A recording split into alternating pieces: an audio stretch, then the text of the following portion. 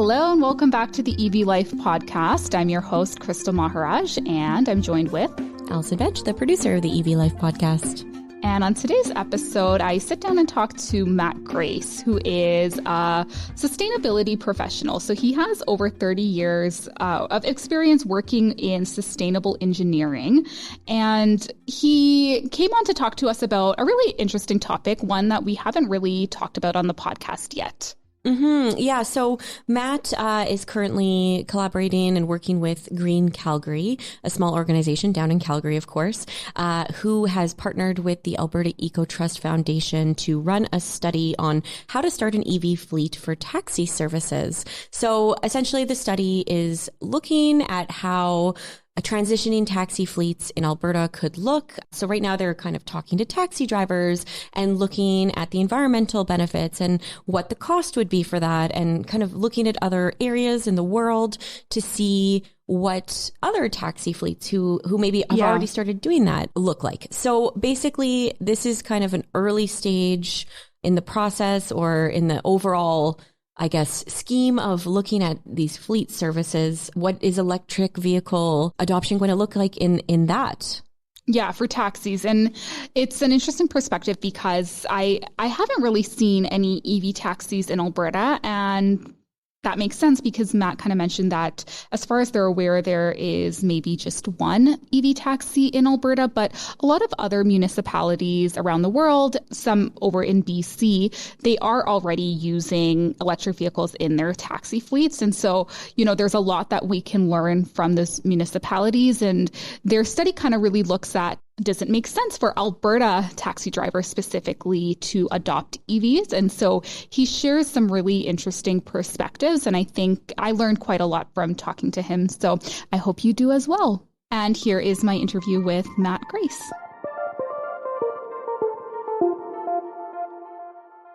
Hi, Matt. Thanks so much for joining me on the podcast today. My pleasure. Thanks for having me on. Can you tell us a little bit about Green Calgary and Alberta Ecotrust? Just give us a little bit of background and what your role is. Alberta Ecotrust are an amazing organization.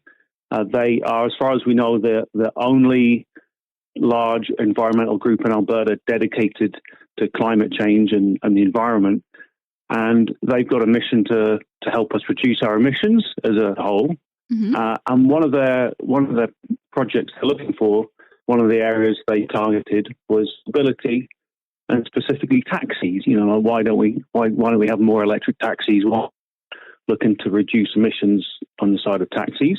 Okay. So I saw this and I thought, there's a great project there. Me being a fairly new, about 3 years into being an electric car owner and driver. So we teamed up with Green Calgary, and they've been around for about 35 years promoting sustainable living. We teamed up with Canada Electric Car Management, who actually got a lot of good experience in leasing electric cars out to taxi firms, to try and find out a bit more about why we haven't got more electric taxis in Calgary and Edmonton. That was the main aim of the project. My understanding is Green Calgary and the Alberta Ecotrust are working on a study around the potential of EVs being used in private taxi fleets, as you kind of mentioned. So can you tell us just a little bit more about this study? For sure, yeah. It's a really simple project.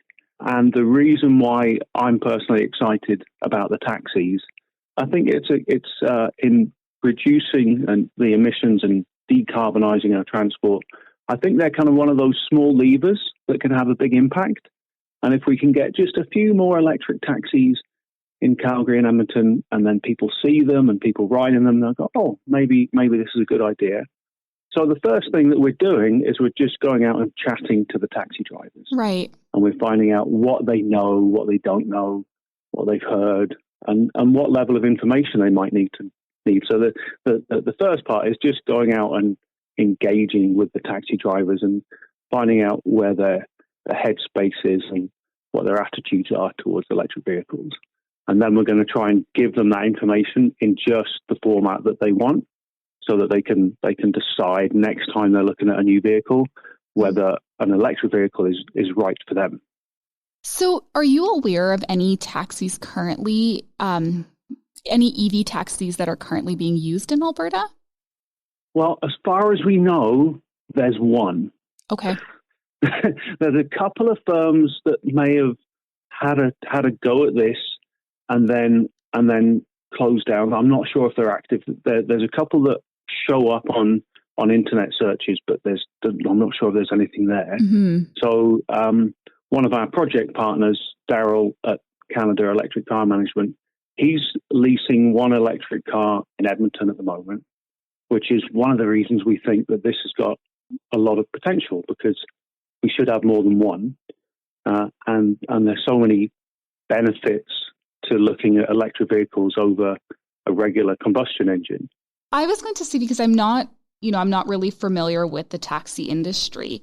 Do the taxi drivers own their own vehicles? So if I were a taxi driver, do I get a say over what vehicle I drive? Is it like a vehicle that I go out and purchase, or is it a fleet owned by a company and then leased out to the drivers? You are a natural researcher into the taxi industry there. You're giving me too much credit, but thank you. This is such a key question, and it's a real mixture. Okay. So we're focusing on Calgary and Edmonton because those are the two major cities in Alberta, and we've got 5 or 6 major taxi brokerages or firms in each of those. And so you've seen them all. I won't mention any in particular because I don't want to leave one out. Yeah. But if you will phone up that number, and then there's a mixture within each of those. In some cases, the taxi firm buys the vehicle, and you could walk in and say, "I think I'd really like to be a taxi driver," and they'll check your credentials, and then you will drive one of their vehicles for them. So and you will do one shift. The other model is anybody could go out and purchase their own vehicle, and then they could say, right, I'm going to brand this under one of the existing firms in Calgary or Edmonton, and I'm paying almost like a lease to brand it under there and get the advice and the referrals and use the name and use the branding. Okay. With those owner operators, sometimes they might just drive it themselves and do a single shift. Sometimes they might then do a double shift and have a second driver, and sometimes they actually triple shift. Mm-hmm. So some of these vehicles are driving like 23 hours a day. So by the double and triple shifts, you mean they might drive it for one shift and then sort of loan it out to another driver for another shift? Okay. Exactly. So it'd be their vehicle, and then they would go and find another driver or another 2 drivers, so that the vehicle's actually, earning them revenue the whole time. Right. And they work pretty hard, these vehicles.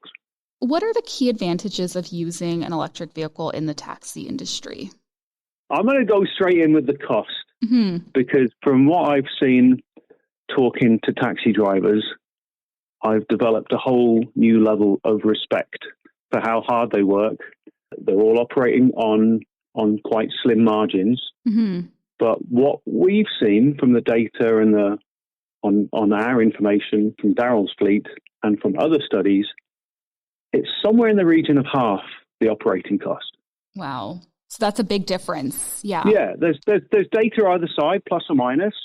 But the main thing is you're having cheaper fuel costs. You're not idling a vehicle, an engine, when you're sitting there waiting for a fare. So overall operating costs, we could go with about half. So that's very appealing. Cases vary depending on which electric vehicle you're comparing to which gas car and what your rate of electricity is and so on and so forth. But the other thing that we really find appealing about them is that you've got no tailpipe emissions. Mm-hmm.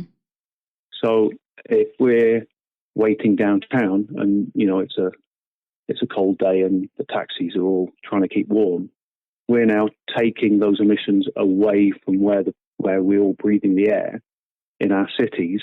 And electric vehicles are not emissions free. I would never claim they're emissions free, because they're using energy, they're using electricity. But again, it's around about various studies, let's just say about half of the emissions compared to a gas car, if you look at the overall greenhouse gas emissions. Yeah. So two key advantages right there. Are there specific cities or regions that you've kind of noticed have embraced electric vehicle taxis? And what have these sort of early adopters taught us about that industry using EVs in their fleets? There's a few big cities around the world. There's not too much in Canada. Been reading, and originally being from England and London, the black cabs have gone electric. Oh, wow. So, which is amazing. Yeah. And then I was also just reading that Chile, there's Santiago in Chile, is going to convert all of their 22,000 taxis to electric. Wow. So there are places doing it all over the place. In Canada, there's a private firm called Teo, which has had a fleet of electric taxis since about 2015. And so they've been pretty successful as far as I know. And then closer to home, we've got Current taxis mainly in Kelowna, also in Victoria, and one in Edmonton, and they've got about 30 Teslas. And have these companies that are using EVs in their fleet currently, have they been releasing information that's helpful and how it's been going for them?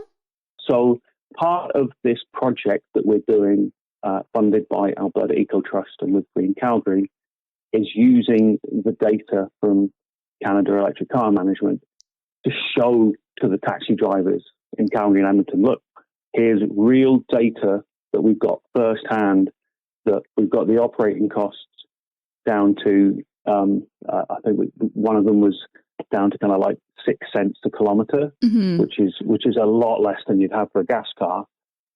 And these are the lessons that we've learned. So what we found is the drivers love them because they're quieter, they're simple to operate, they're very reliable, but they are different. You need to be aware of charging the battery and pay maybe a little bit more attention from my personal experience. So what are some challenges that taxi drivers face when transitioning to EVs or even after they've transitioned to EVs?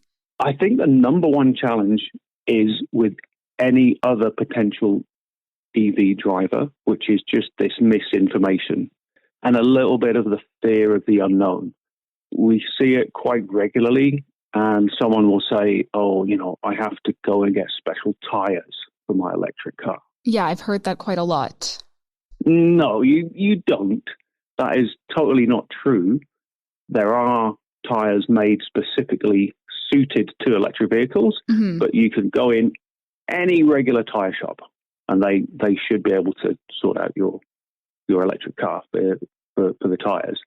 I did talk to a guest previously who kind of talked briefly about taxis. And one of the concerns was, with you can't just go to a gas station and top up your gas quickly. So you do have to charge longer. So I wonder for the owners, the taxi drivers who own their vehicles, would it limit them being able to have the car on the road as often because they do need to charge up? It would be different. There was one study which showed that they trialed electric vehicles as taxis, and they hit 98% of all availability requirements, and that's going to be in our report. Okay. What I found in some of the taxi drivers thought this was a great idea. They for example, if you parked your taxi in a garage overnight and you're doing a single or a double shift, they thought this was amazing. So what we're finding is that the typical driving range is in the 250 to 300 kilometers a day range. Right. So that's ideal. There's so many choices out there that would hit that, even in reduced range with extreme cold weather. So if it's that situation, it would be really, really, really good. If they needed to top up, there are now loads and loads of charging options. There's just a big new supercharging station being opened in downtown Calgary. And there are lots of options to stop in. And some of the taxi drivers thought, it'd be quite nice to stop for 15 minutes and get a coffee. On the flip side, we've had a couple of the drivers who say their big difference on whether they have a good month or a bad month is the long trip right up into the far north, particularly in Edmonton. Mm-hmm. They would get a fare that's taken them hundreds and hundreds of kilometers, basically north into Alberta. So that would be a challenge for sure. I would suggest maybe they don't want to go for an EV right now. Right. So they're not perfect for everything. But if your mainstay is driving around one of the big cities and you're the sort of person, and most taxi drivers do look after their vehicles because it's their livelihood. If you're the sort of person that looks after your vehicle, and some of the taxi drivers that I've talked to are changing the oil every week. Mm-hmm. So there's a $70 a week outlay. So there are pros and cons, right? Yeah. I would say by and large, the main barriers are that it's a different way of thinking, right? So there'll be people that will never want to do it, and that's fine. But I would say for the vast majority of taxi drivers in our two main cities in Alberta, they would save a lot of money and they would find it a very, very pleasant experience. Are you aware of any government policy that supports transitioning taxi fleets to EVs? There are a few, yeah. There are a couple of federal subsidies, which a lot of the new electric vehicles, you can get around about usually $5,000 subsidy. There are a couple of initiatives available that will help you with some of the infrastructure. So they might actually pay part of the costs of installing an electric vehicle charger. And then, both cities, both Calgary and Edmonton, have identified electric taxis as part of the move towards zero emissions. So roughly speaking, transportation is around about 15% of our emissions. And the thing, again, I really like about taxis is that if we can remove those tailpipe emissions from our cities and move towards electric taxis, first of all, even if the emission reduction overall was neutral, we're removing emissions from our cities where we walk around and we breathe in our schools, so our cities will be a bit cleaner. But also, I see this as a very, very strong potential for showcasing electric vehicles to other people, and they're going to get to see them and maybe wonder about their next car purchase. So I think it's got a lot of potential here. Well, Matt, thank you so much for coming on the podcast and talking to me today. This was such an interesting topic, and I feel like I learned a lot talking to you, and I hope our listeners did too. Thank you so much. I really appreciate it.